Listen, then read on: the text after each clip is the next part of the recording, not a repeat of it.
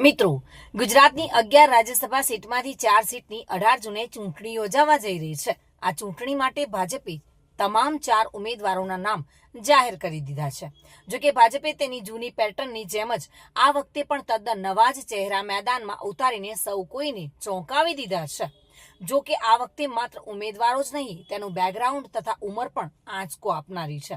આ ચારેય ઉમેદવારમાં 3નું બેકગ્રાઉન્ડ સીધું આરએસએસનું છે, જ્યારે એક પૂર્વ ધારાસભ્યના પુત્ર છે। તેમાં સૌરાષ્ટ્રના 2 તથા ઉત્તર મધ્ય ગુજરાતમાંથી એક ઉમેદવાર બનાવ્યા છે, જેમાં રાજુ શુક્લ, માનસી પરમાર, જીતેન્દ્ર કણઝારિયા અને મુકેશ રાઠવાની સરેરાશ ઉંમર માત્ર 46 વર્ષ છે, જેનો સીધો અર્થ એ થયો કે 50 વર્ષ પાર કરનારની ટિકિટ હવે ભૂલી જવાની તૈયારીઓ રાખવી પડશે, જેનો પહેલો સંકેત મેયરોની પસંદગીમાં જોવા મળ્યો હતો।